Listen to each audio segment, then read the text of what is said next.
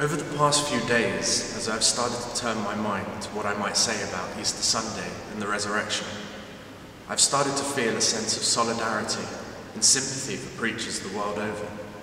The difficulty is not so much what to say as what to leave out, and how to say something helpful about a central mystery of the faith without casting more shadow than light. Because if we're honest, the resurrection is perplexing, even if this is as it ought to be.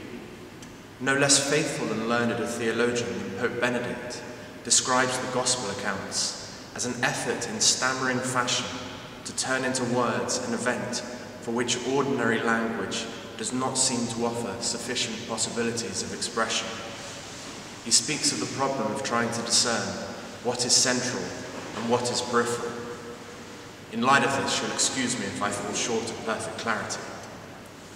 But what is perfectly clear is that when the women, and then Peter, went to the tomb and saw nothing there other than the burial cloths, it changed the way they saw everything, and it would change their lives completely. Out of the darkness of the tomb had come the light of the world. Love had conquered death, and the very shape of time, history, and human destiny had been radically altered. The resurrection teaches us not just about what happened 2,000 years ago, but about who we are now and what we will be in the future. The resurrection breaks down the barrier between the present moment and eternity.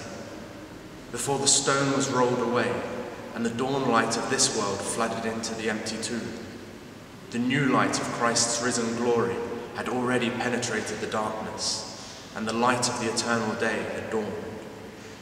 All time is now in relation to this time, and the resurrection reverberates throughout all history. It changes the past, and it stretches into the future. It is only in light of the resurrection that we can truly call Good Friday good. But the resurrection is also now.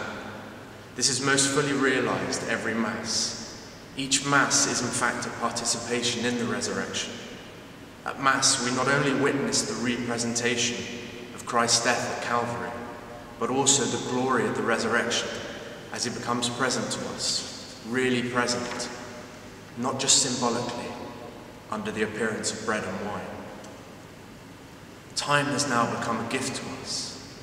Where previously death had the final word, and time was marked by growth, but then inevitable death and decay. Time is a precious gift now from God, in which the salvation offered by him may be attained.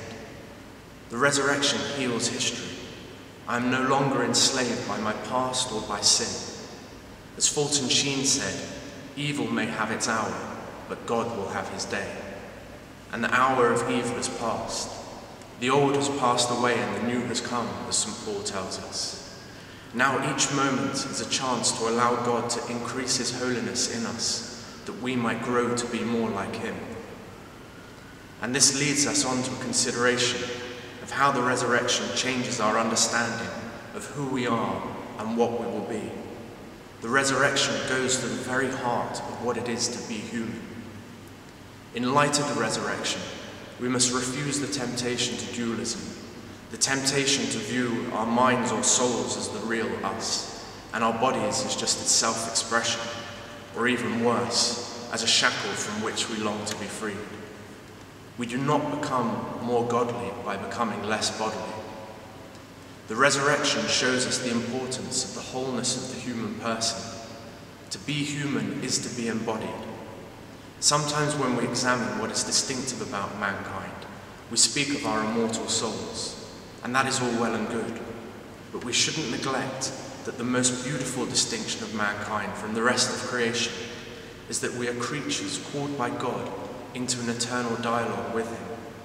And that dialogue, that relationship was most fully realized when the Word became flesh and dwelt amongst us. In order to fully communicate himself to us, God took on human form. We acknowledge the importance of bodilessness when we insist on having our most important conversations, sharing our most important moments face to face.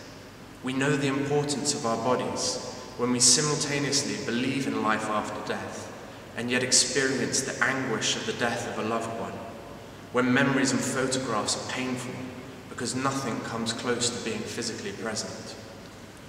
And it is into the pain and despair of death and separation that the resurrection broke through and blazed a way for life.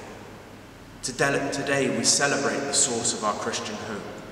Jesus, through his passion and resurrection, has paved the way to the Father, to divine friendship, and to more perfect friendship with one another. The resurrection has not done away with Good Friday. We may still approach tombs with sadness, as did the women on the Easter morning, but we can still know joy, for the resurrection pierces through suddenly into the darkness of death and gives us, as J.R.R. Tolkien said, that Christian joy which produces tears because it is qualitatively so like sorrow, because it comes from those places where joy and sorrow are at one, reconciled, as selfishness and altruism are lost in love. If ever there was cause for tears of joy, it is because of this day.